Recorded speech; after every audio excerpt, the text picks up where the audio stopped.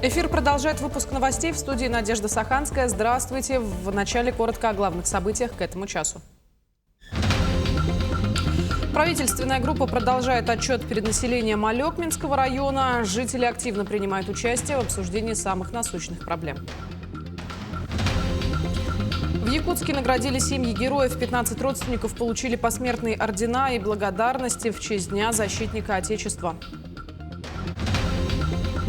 Якутские спортсменки включены в состав сборной России по гонкам дронов. Они успешно представили регион на чемпионате федерального округа.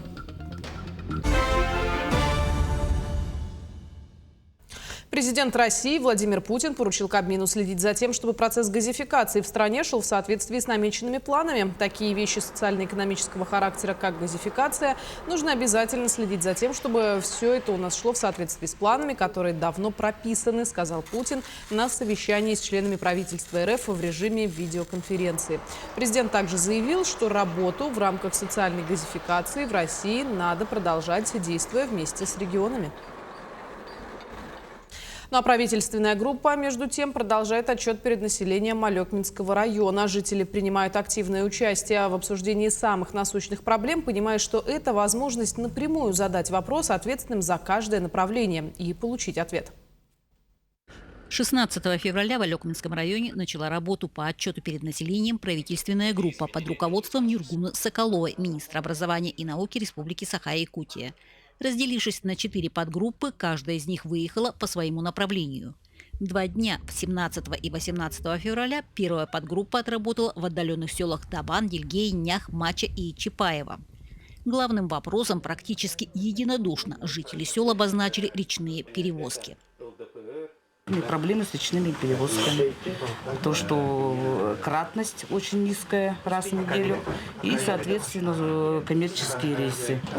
И что не у всех было право проехать по субсидированным билетам. В первую очередь наша транспортная доступность, речные перевозки.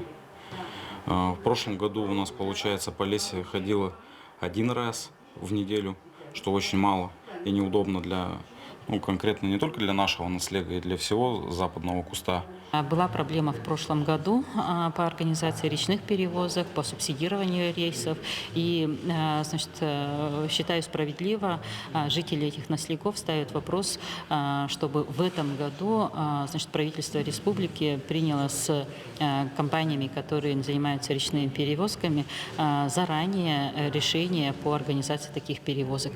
Знаем, что в Алекминском районе есть труднодоступные населенные пункты, где в летний период транспортная доступность – это, конечно же, река Лена. Да, и между поселениями, и для того, чтобы добраться до столицы республики, до центра Улуса. Интернет – возможность доступной по стоимости, стабильной связи не менее важен. Как, когда может нам дойти Арктик Телеком и дойдет ли он вообще до нас? При условиях цифровизации у нас сейчас, получается, очень много выходит финансов на интернет, то есть на годовое обслуживание интернета как организации, как даже частного сектора. В этом направлении уже есть наработки. Мы отмечаем позитивно, что проект в этом году уже должен начать работать. И первые, кто будет подключен к высокоскоростному интернету, это жители 5 наследков Алекминского улуса. Встречи лицом к лицу дают свои результаты. Не все решается в течение года, но динамика есть.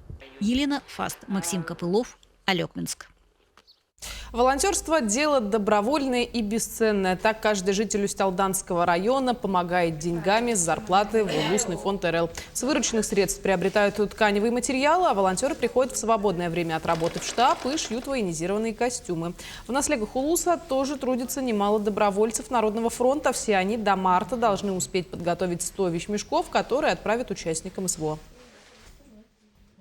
Это все работа наших земляков, женщин. И они, наш улус, каждый внес свой вклад в эту работу. И мы надеемся, что наши парни их все получат, эти 100 комплектов, и эти вещи их будут защищать и напоминать им о родине. При поддержке администрации Горного Улуса в Доме ветеранов состоялось открытие интерактивной доски. На сегодняшний день в ней собрана информация о 103 ветеранах Улуса, участвовавших в специальной военной операции, а также ветеранах Чечни и Афганистана. Для участников специальной военной операции и членов их семей интерактивная доска стала символом признания и поддержки. Видя на экране лица своих товарищей, вспоминая пройденные испытания, они почувствовали, что их подвиг не забыт. Открытие интерактивной доски – это не просто техническое новшество, это возможность для ветеранов Улуса почувствовать свою причастность к истории и сохранить память о героических страницах прошлого и передать ее будущим поколениям.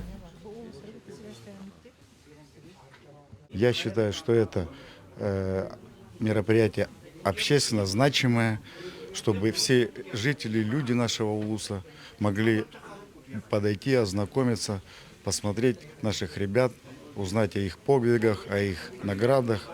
И чтобы эта вся информация навсегда осталась в нашей памяти и в наших сердцах для подрастающего поколения, для нашей молодежи. В преддверии Дня защитника Отечества в якутском филиале Фонда защитников Отечества состоялась церемония передачи государственных наград родственникам военнослужащих, погибших в ходе специальной военной операции. 15 семей получили ордена и благодарственные письма, которыми их близкие отмечены посмертно.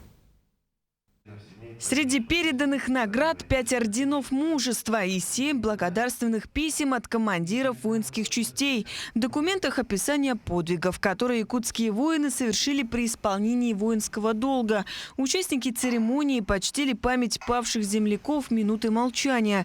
В зале были слышны лишь сдержанные рыдания. Каждая семья прощалась заново. Это один из элементов уважения подвигов наших защитников Отечества. Это и проводится в рамках увековечения памяти наших героев.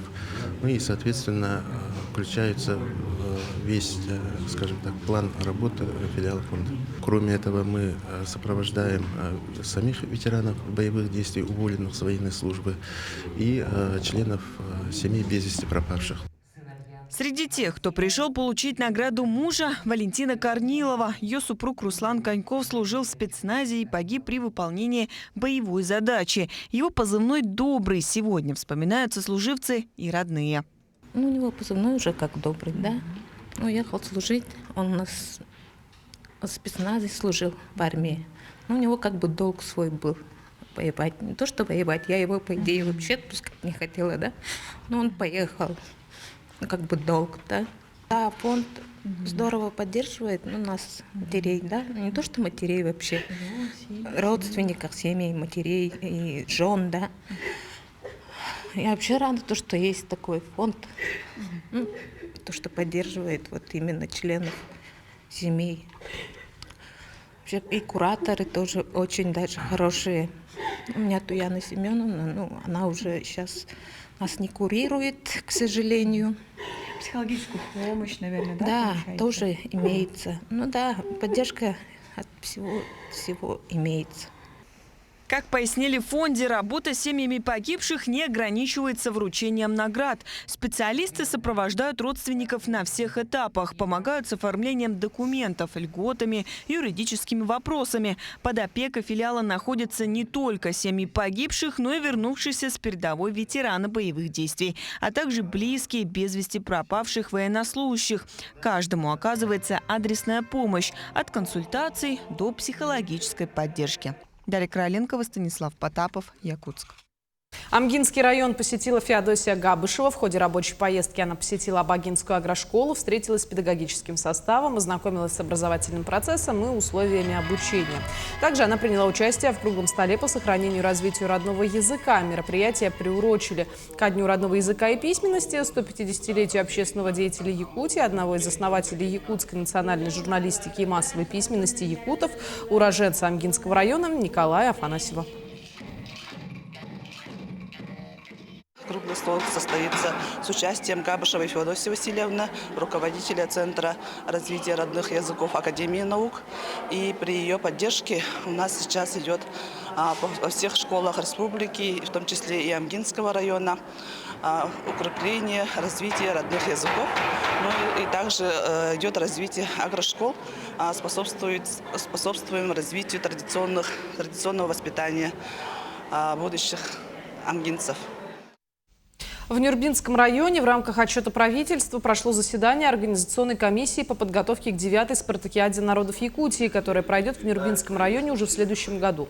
В первую очередь обсудили вопросы строительства спортивных объектов, а также вопросы проведения культурных мероприятий и другие немаловажные пункты для проведения спартакиады на высоком уровне. Как раз Сергей Васильевич сейчас провел организационный комитет, и вот эти как раз несущие вопросы, самые, то, что касается финансирования. 5 объектов планируется построиться к спортивным играм. Ну, соответственно, это стадион на 3000 мест, физкультурно-оздоровительный комплекс, потом зал единоборств в Нюрбе, спортивный зал в селе Чапанда. По программе «Бизнес-принт» как раз партия «Единая Россия» имеет отношение к строительству объекта, который строится по федеральной программе, и зал в селе Сюльцы по программе «Моя Якутия в 21 веке», ну, по добрым делам. Вот 5 объектов, которые, да, будут построены к этим играм. По итогам успешных выступлений на всероссийских соревнованиях и высоких результатов в национальном рейтинге якутские спортсменки включены в состав сборной России по гонкам дронов. В числе тех, кто получил право выступать за страну на международном уровне, Сутакова Сардана и Антоева Уйгулана. Ранее спортсменки становились призерами всероссийских турниров, а также успешно представляли регион на чемпионатах федерального округа. Несмотря на то, что девушки занимаются этим видом спорта всего год, они уже показывают высокие результаты на соревнованиях.